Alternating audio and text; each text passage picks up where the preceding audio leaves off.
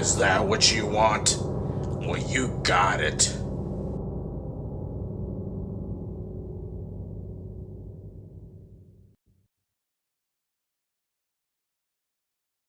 Hello, folks. Knife Fight here. And I know it's been a real long time. Things have been pretty crazy in my life for a long time now, and I apologize about that.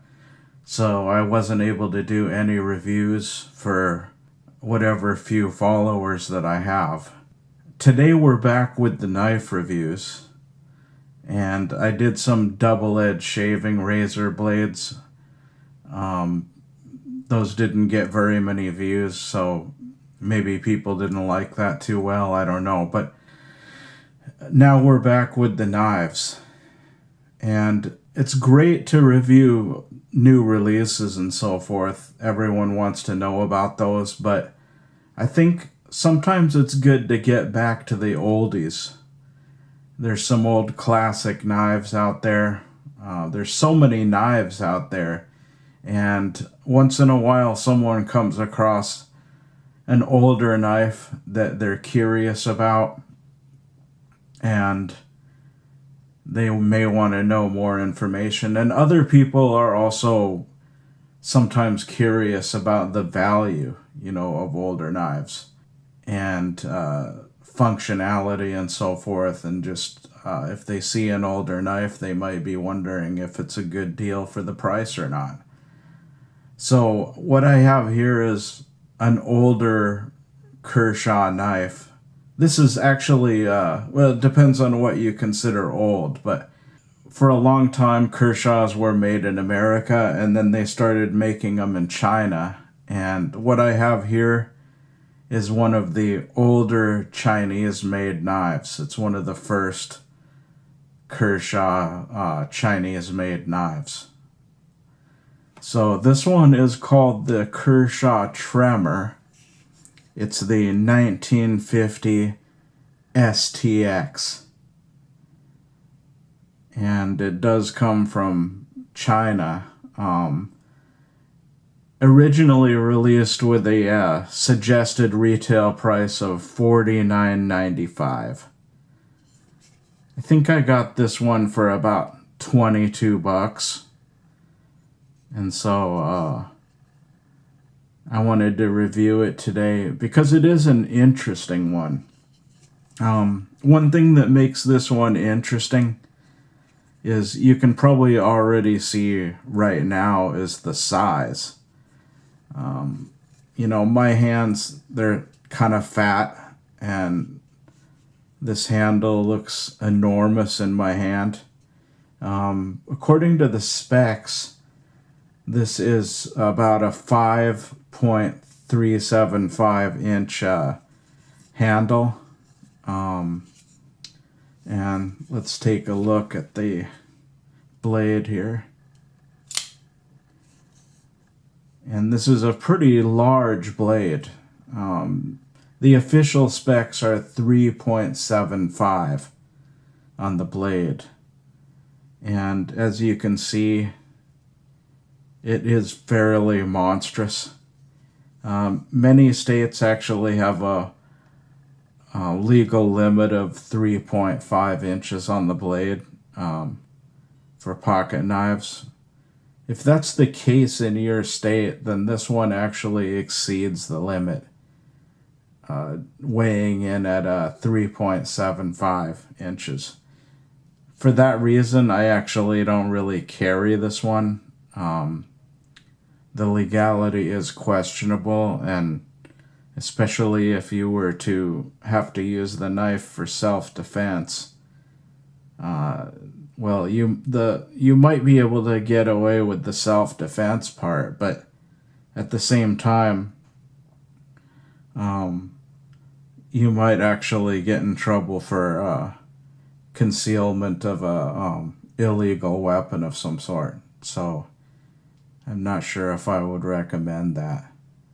The knife weighs in at about 5.8 ounces, so it is one of the heavier Kershaw knives.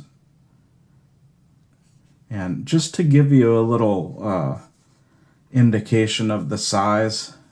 We have a good old one here that I reviewed before, and we're going to compare it alongside this one. This is the Kershaw speed bump. So let's take a look at the handles. It's bigger, as you can see, definitely bigger. And in terms of the blade size, it's got let's see,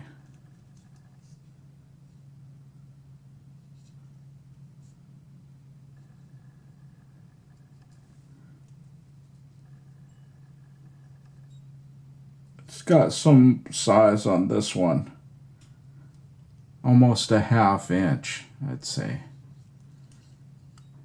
It's pretty hard to tell there, but it's got almost a 3/8 inch at least. Probably almost a, it's probably got about 3/8 inch on the Kershaw speed bump. So it is a monstrous knife. It's got a stone washed blade, 8CR13 MOV. So, you know, it's a decent steel, Chinese steel. And it's got an absolutely mean looking blade. It is a clip point, and it's got the serrate here. So it's a combo blade.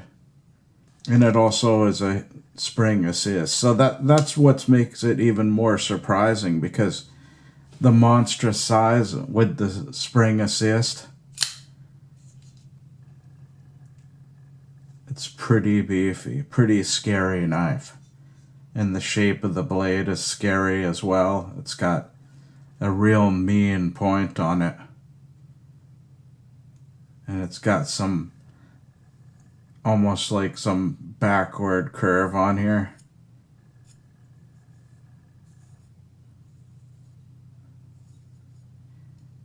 Sort of a, I could see where this is pretty strong, but I could see where the tip could be just a little bit fragile if you did any like serious stabbing or like twisting.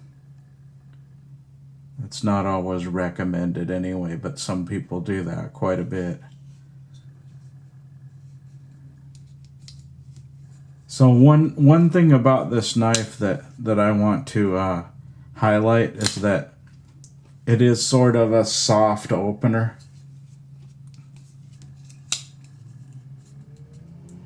If you hit it just right, then see, it didn't quite open all the way.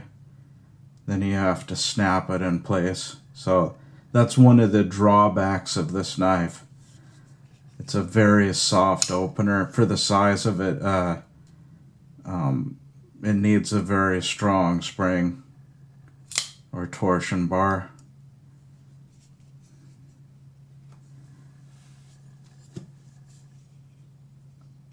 The G10 is grippy on this one. It has no jimping, but it really doesn't need it.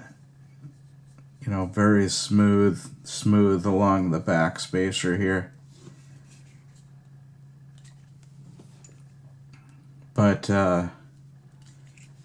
really comfortable in the hand. That's one thing I like about this one, is that the hand grip is just pretty amazing.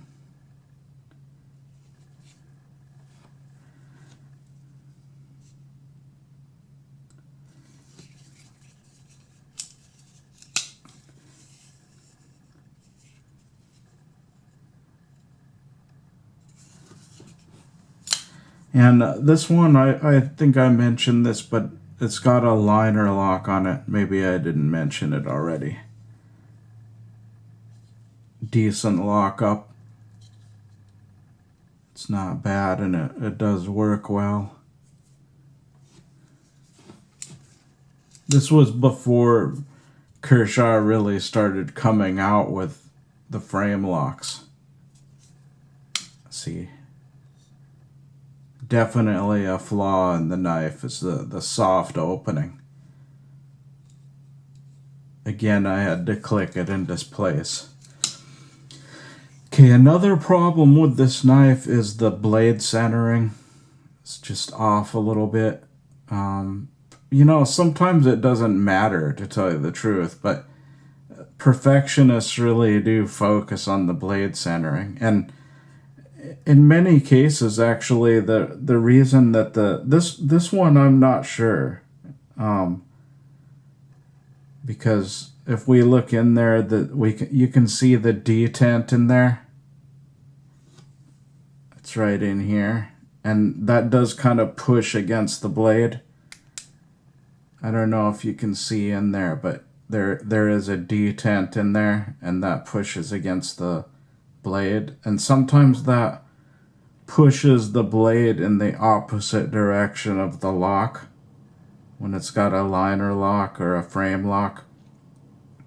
Sometimes that can actually push the blade to the side. I don't know in this case. Sometimes the blades just aren't centered very good for whatever reason. This one also,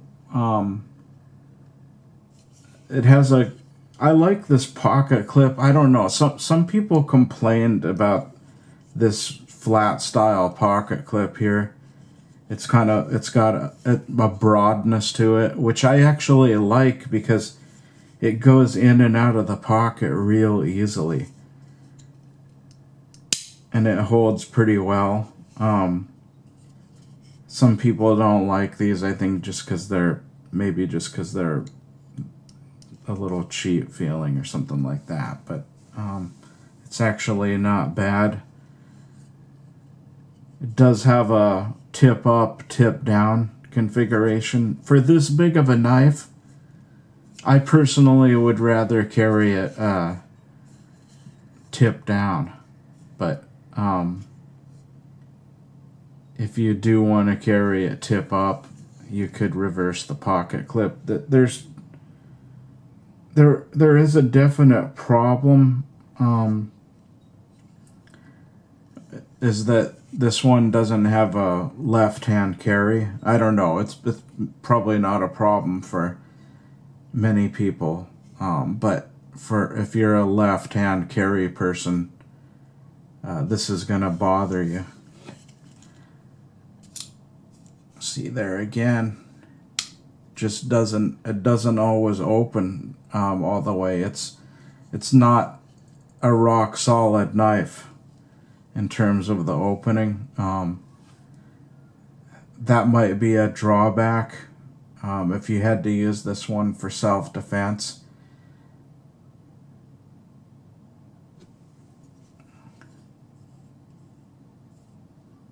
It's a real mean blade though, you know.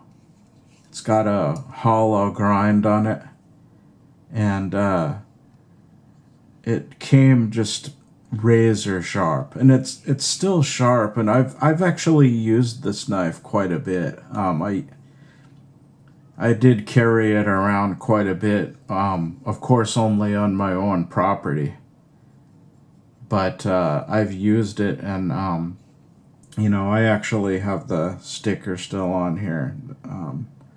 Don't let that fool you, because I've done quite a bit of cutting with this knife, and the edge has actually held up surprisingly well.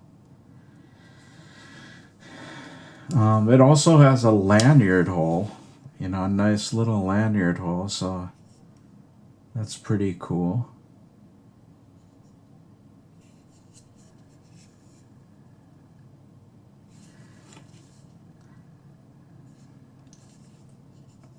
So there's a couple things that are notable on this one.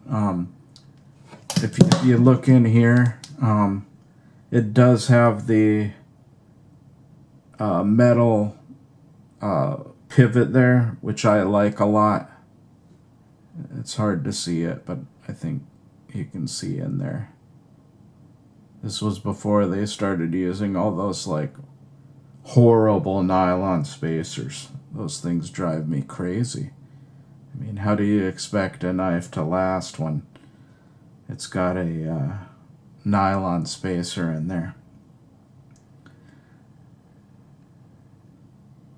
Pretty short tang there. For a blade this big, I would actually kind of prefer a thicker tang. But I guess just because of the knife design, they've rounded off the tang real good so that it can clear the post here.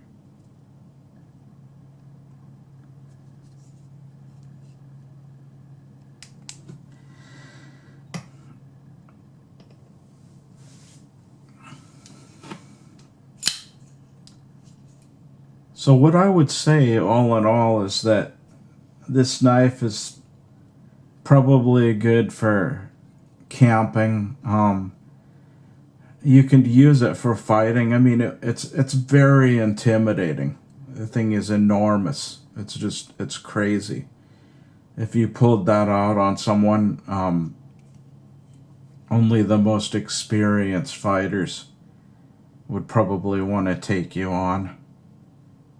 I think it would scare a lot of people away. And you could also use this for hunting.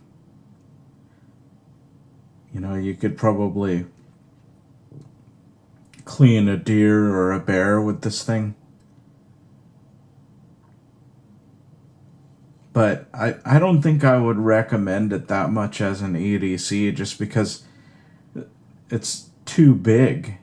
You know, I guess like if you want to look for some pros on this knife, it's enormous for a spring-assisted knife. And the look of it is awesome. The feel of the handle is incredible.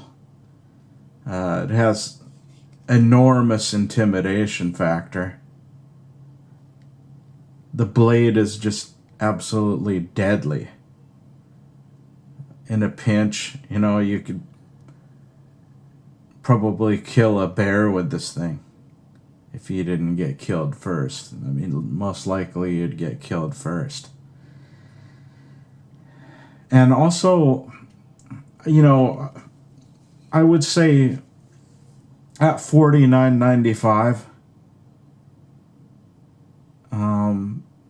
when it first came out, I wouldn't have recommended buying this for full price, but at $22, I feel like I got a pretty decent deal. As a collector's piece, I would say it's probably worth 50 or so, the original retail price at this point. But we do know about the drawbacks.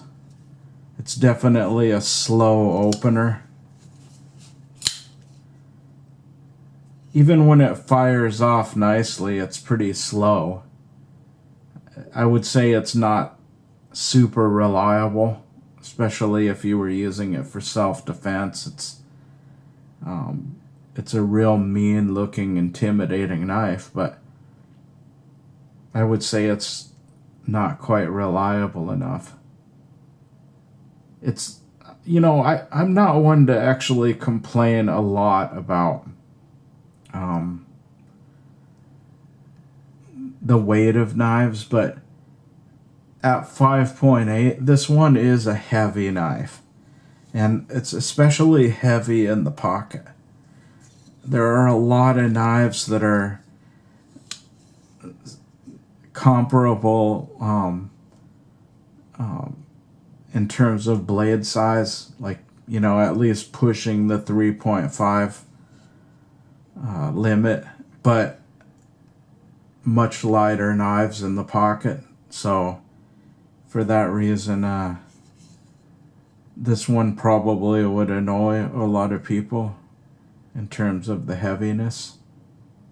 It's also scary, the imposing nature of it. It would actually be advantageous in a self-defense situation, but in the office, probably not. I think you could scare some women with this, and that wouldn't be good at all. It's also thick. The thickness is 0.53 inches. So this thing is over a half inch thick. I mean, there are thicker knives. Let's see. Let's compare it again to the speed bump. They're actually almost the same. So I don't know. Maybe you could give it points for being the same but a much bigger knife. But there's also a lot of knives that feel less annoying in the pocket. So, and also the questionable blade length. I mean, that in a way that kind of makes it a lot less utilitarian, because it's hard to say whether you could even carry it or not. Yeah, so it's Chinese made. You might consider that another drawback. Some people do. Some people can't stand the Chinese made knives. I mean, I don't have that big of a problem with it. If they make a good knife. This one, the fit and finish is actually quite good for the most part. The blade centering is, as I said, not great. But I would say all in all, this is a good collector's piece. There are great things about this knife, but its strengths are probably its weaknesses as well. It's possibly too big to carry in the blade size, and it's heavy in the pocket. And you could actually do some incredible damage with this in a self-defense situation, but some of the reliability issues make it a lot less attractive, for self-defense than many other more reliable knives. So, for collectors out there, if they're serious collectors, I would say buy it.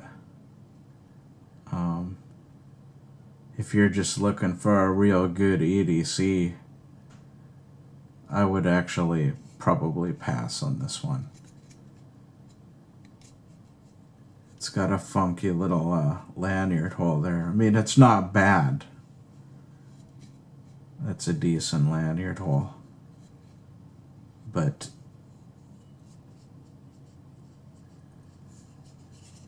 I'm not sure if you'd even need to put a lanyard on this one. I would prefer to carry it in the tip down configuration, and the lanyard would actually just get in the way in that case. Let's see. Yeah, there's no wobble on the blade, so it's solid in that respect. It's a fun knife, but I think ultimately it's one of those knives where it has limited appeal. Not everyone's gonna want it, but it's definitely becoming more rare out there. So if you're a collector who just wants all kinds of crazy knives, this is actually a pretty unique one. So I would recommend it for those people, but I don't think I'd recommend it for quite everyone. So it's one you'll want to make up your mind about and put some careful thought into. So the Kershaw Tremor 1950 STX, folks. A very cool knife. And I have a lot of fondness for this one because I've owned it for quite a while. Okay, folks, well, I hope you enjoyed this. And just as a quick note, I was promising in my older videos about a knife giveaway, and I still plan on doing that. I wasn't lying about that, and I'm sorry I haven't done it yet, but the problem is I just haven't been getting quite the views that I've wanted. I mean, I might give away some knives pretty soon here, but I really would like to have more views. So anyway, we'll get back about that. Alright, thanks for watching, folks. And hopefully I'll be posting more videos from here on out, but I hope everyone has a great time with their knives, and I hope you find a knife that suits your purpose. Okay, well, have a good one, folks. This is Knife Fight.